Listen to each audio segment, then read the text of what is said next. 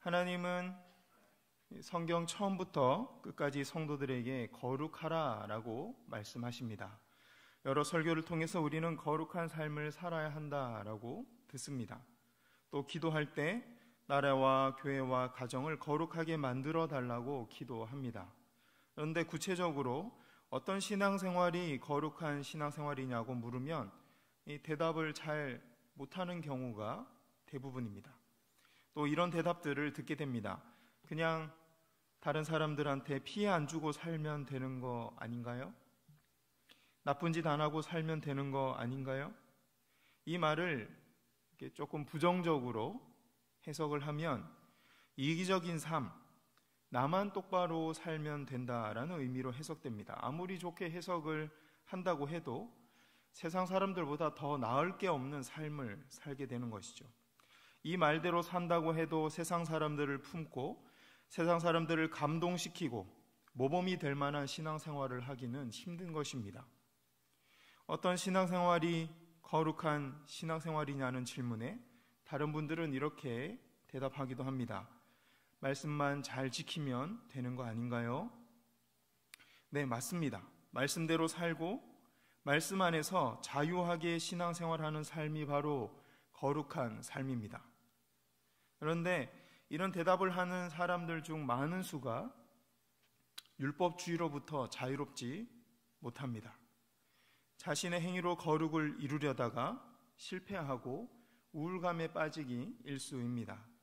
또는 자신의 신앙생활이 온전하지 못하다는 것을 잘 알기 때문에 다른 사람들을 비난하거나 깎아내리는 방법으로 자신이 높아지려고 합니다. 그래도 내가 너보다는 낫지 라는 우월감, 또는 너나 나나 별반 다를 게 없지 라는 안도감을 느끼기 위해서 자신도 모르게 다른 사람을 비난하고 깎아내리게 되는 것이죠. 이것이 바로 율법주의의 한계입니다. 그렇다면 성경이 성도들에게 요구하는 거룩한 신앙생활이란 구체적으로 어떤 삶을 말하는 걸까요? 오늘 본문에 그 거룩한 삶이 잘 나타나 있습니다. 제가 오늘 본문 말씀을 천천히 다시 읽어보겠습니다.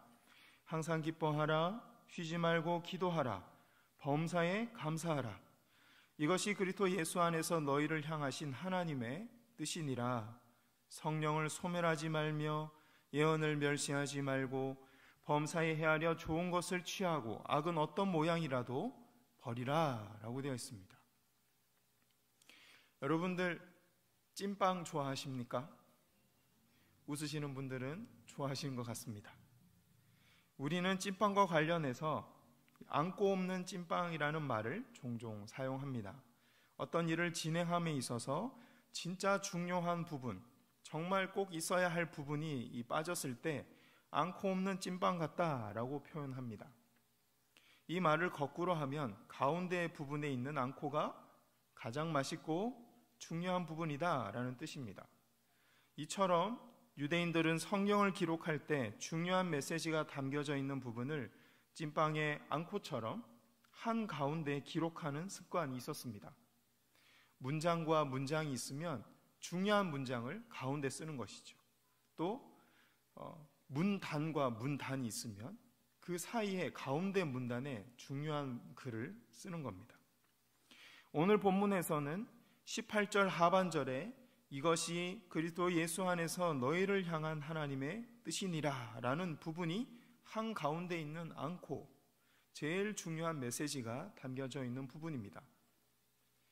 16절에서 18절까지 기뻐하고 기도하고 감사하는 신앙생활과 19절에서 22절까지 성령을 소멸하지 않고 예언을 멸시하지 않고 범사에 헤아려 악을 버리는 신앙생활, 그 한가운데에 있는 말씀이 이것이 너희를 향한 하나님의 뜻이니라 라고 되어 있습니다. 그러니까 16절에서 22절까지의 신앙생활이 바로 우리를 향한 하나님의 뜻입니다. 그런데 오늘 본문 한 장 앞에 있는 데살로니가전서 4장 3절 말씀을 보면 하나님의 뜻에 대해서 이렇게 기록하고 있습니다. 함께 읽어봅니다. 시작. 하나님의 뜻은 이것이니 너희의 거룩함이니라. 하나님의 뜻은 뭐라고요? 우리의 거룩함. 데살로니가전서 4장 3절 말씀과 오늘 본문 데살로니가전서 5장 16절에서 22절 말씀을 이어서 생각해 보면, 그러니까 문맥 안에서 생각해 보면 하나님의 뜻은 우리 성도가 거룩해지는 것인데, 구체적으로는 오늘 말씀대로 기뻐하고 기도하고 감사하고 성령을 소멸하지 않고 예언을 멸시하지 않으며 범사에 헤아려 악을 버리는 신앙생활, 이것이 바로 거룩입니다. 오늘 본문 데살로니가전서 5장 16절에서 22절 말씀대로 사는 삶이 바로 거룩한 삶인 것입니다. 또 거룩하게 살아가는 성도의 삶에는 이러한 7가지 모습들이 증거로 나타날 수밖에 없다라는 뜻입니다. 반드시 나타나야 된다는 것이죠. 오늘 말씀을 잘 기억하고 순종해서 우리 모두 거룩한 신앙생활에 이룰 수 있기를 바랍니다. 먼저 16절 짧게 살펴보겠습니다. 16절에 이렇게 되어 있습니다. 항상 기뻐하라. 거룩한 신앙생활에 나타나는 첫 번째 증거는 기뻐하는 삶입니다. 현재 이 편지를 기록하고 있는 사도 바울이나 편지를 받아보는 데살로니가 교회 성도들이나 복음 때문에 박해를 받고 있는 상황에 놓여 있었습니다. 그런 상황 속에서 사도 바울은 기뻐하라 라는 권면을 가장 먼저 하고 있습니다. 오늘 본문 앞에 있는 데살로니가전서 4장이 예수 그리스도의 재림과 성도의 부활에 대해서 기록하고 있다라는 점을 고려해 보면 미래의 구원을 바라보며 현재 고난 중에서도 기뻐하라 라는 뜻입니다. 너희가 미래에 있을 그 구원의 소망, 부활의 소망을 바라보면서 현재의 고난을 이겨내야 된다, 기뻐해야 된다라고 사도 바울이 권면하고 있는 것이죠. 과거에 예수 그리스도께서 십자가를 통해서 열어놓으신 구원을 기뻐하고 현재 각 성도 심령 안에서 성령님이 역사하고 계심을 기뻐하며 앞으로 세상 마지막 날에 아버지 하나님께서 완성하실 심판과 구원을 기뻐하라 라는 뜻입니다. 하나님을 신뢰하는 사람만이 과거, 현재, 미래의 어떤 상황에서도 기뻐할 수 있는 것입니다. 두 번째 17절 말씀은 쉬지 말고 기도하라 라고 권면하고 있습니다. 거룩한 신앙생활에 나타나는 두 번째 증거는 쉬지 않는 기도입니다. 주목할 것은 16절과 18절까지 말씀도 작은 찐빵, 작은 샌드위치처럼 생겼다는 겁니다. 그러니까 중요한 가운데 앙코 부분은 기도하라입니다. 기뻐하라, 감사하라, 그 사이에 있는 중요한 부분이 기도하라는 것이죠. 16절에 기뻐하는 신앙생활, 18절에 범사에 감사하는 신앙생활은 오직 기도로만 가능하다라는 뜻입니다. 17절에 쉬지 말고 기도하라라는 말씀에서 오해하지 말아야 할 것은 자기 몸을 돌보지 않으면서 먹지도 않고 자지도 않고 같은 말을 반복하면서 기도하라는 뜻이 아니라는 점입니다. 또 선한 사마리아인 비유에서 보다시피 당장 나의 도움을 필요로 하는 사람과 그런 장소가 있는데 기도해야 한다는 이유로, 거룩한 신앙생활을 유지해야 한다는 이유로 다른 사람의 어려움을 돕지 않는 것, 그것도 잘못된 기도 생활이라는 것입니다. 여기서 쉬지 말라라는 단어는 열심히 일상생활을 하다가 시간이 나는 대로 계속해서 기도하라라는 뜻입니다. 원문에 나타나 있습니다. 기도하든지 쉬든지 다른 사람을 돕든지 간에 마음 중심이 하나님을 향하고 있어야 한다라는 말로 이해하시면 될 것 같습니다. 18절 말씀 함께 읽어보겠습니다. 시작. 범사에 감사하라. 이것이 그리스도 예수 안에서 너희를 향하신 하나님의 뜻이니라. 아멘. 거룩한 신앙생활의 세 번째 증거는 범사에 감사하는 모습입니다.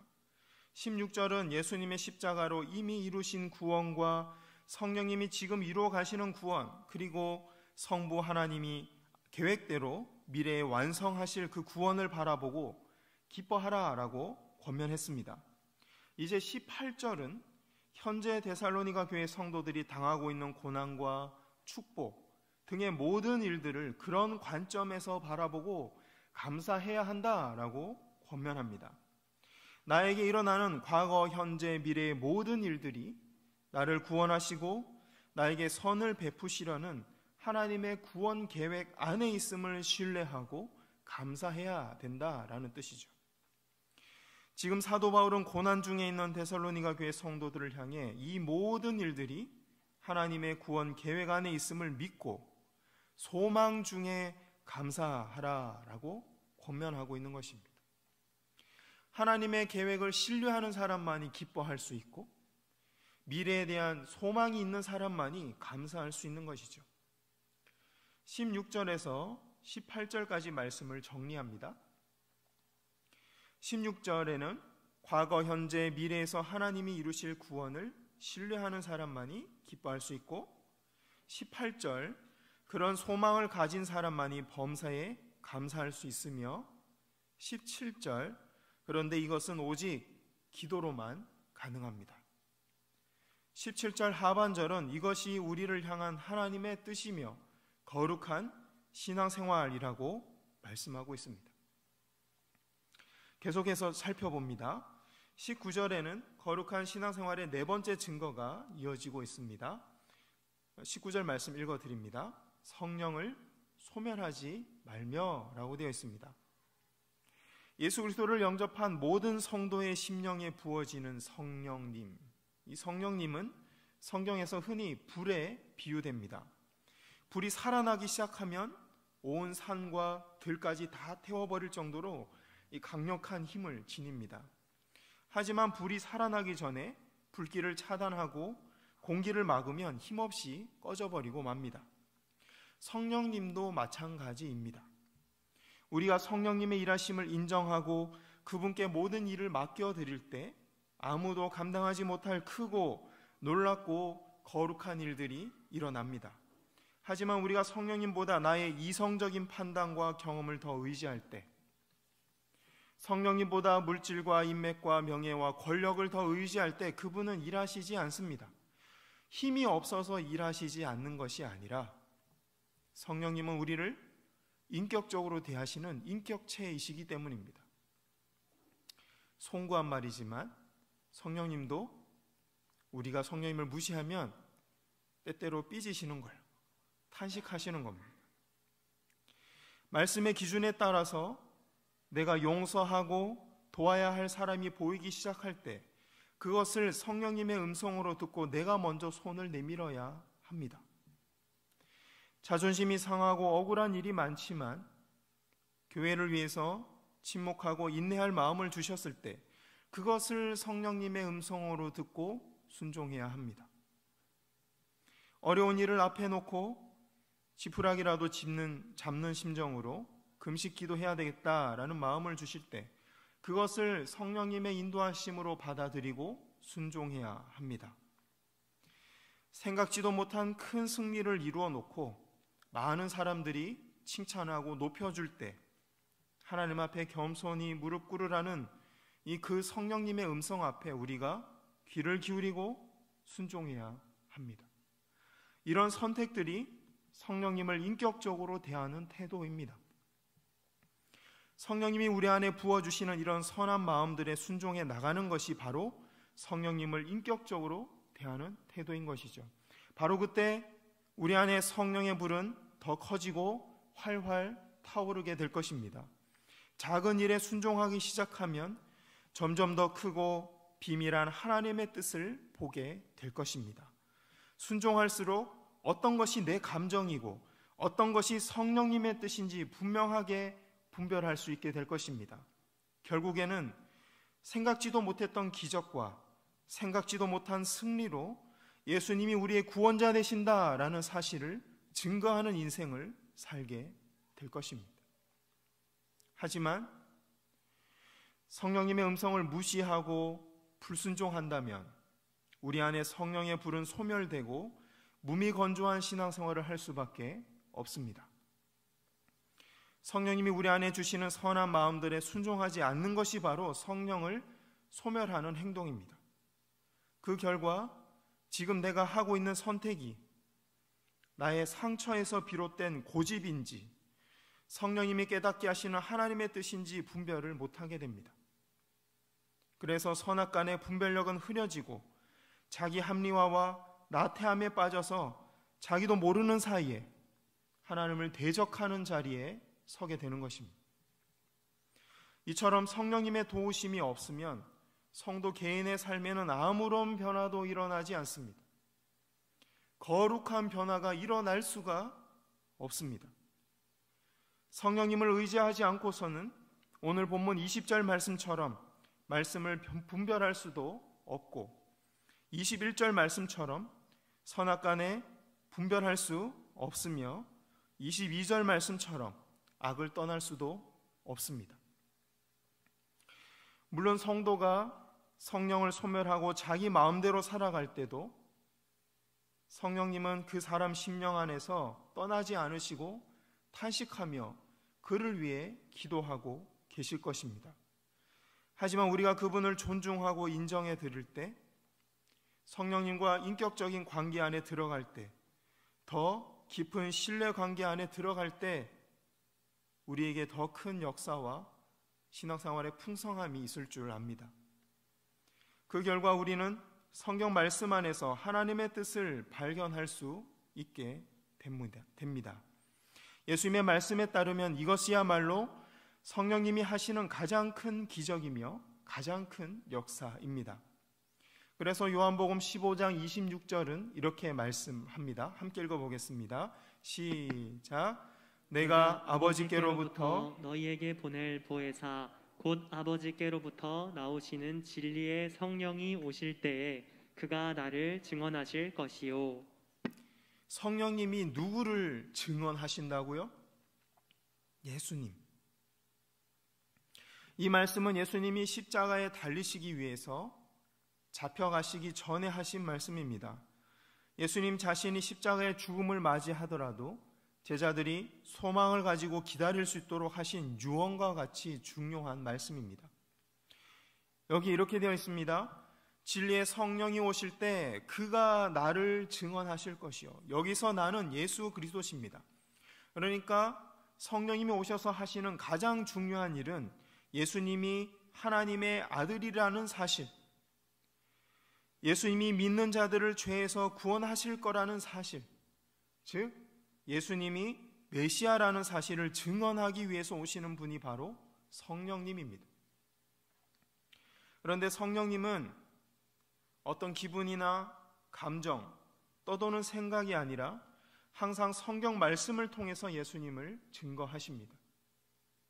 그래서 오늘 본문 데살로니가전서 5장 20절은 예언을 멸시하지 말라라고 권면하고 있습니다. 여기서 예언은 성경 말씀을 가리키는 것입니다. 그러므로 장풍을 쏘고, 비디오 영상이 있더라고요. 장풍을 쏘고 질병을 없애고 죽은 사람을 살리는 기적은 성령님의 부수적인 사역일 뿐입니다. 부수적인 사역. 말씀을 통해서 예수님이 우리의 구원자 되신다는 사실을 증거하고 믿게 하는 일이야말로 정말 성령님이 오신 이유입니다. 기적을 베푸시는 이유도 마찬가지입니다.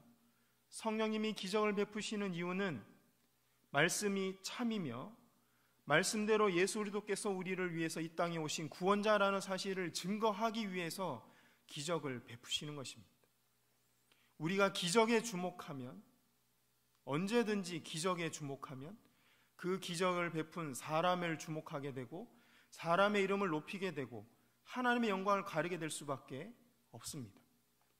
그래서 성경은 기적이라는 말 대신에 표적이라는 단어를 또한 쓰고 있습니다.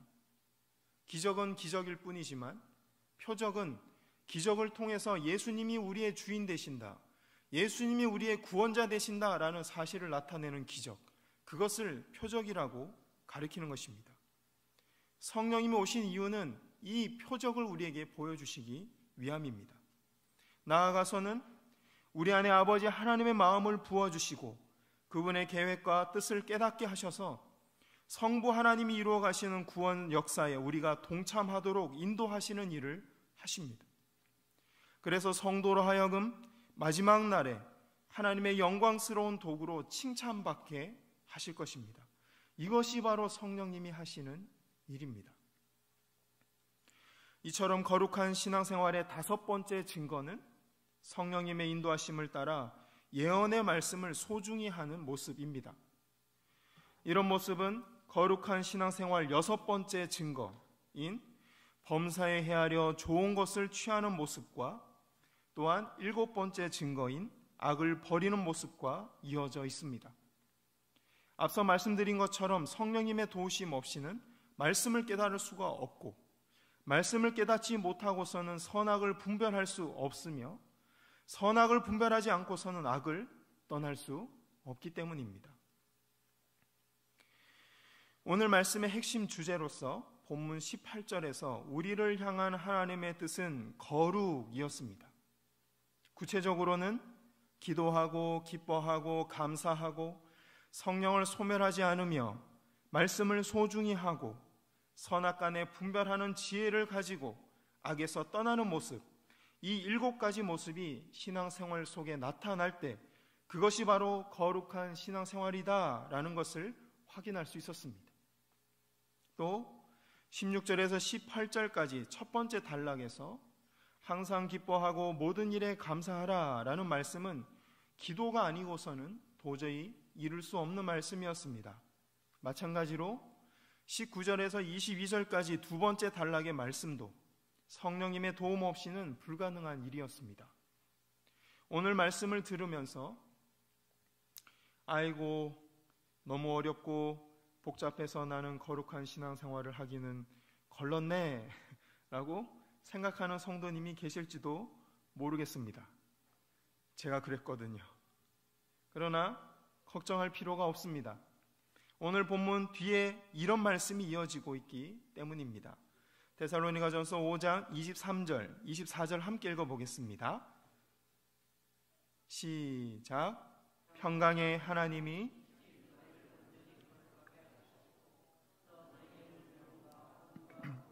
우리 주 예수 그리스도께서 강림하실 때에 흠없게 보전되기를 원하노라.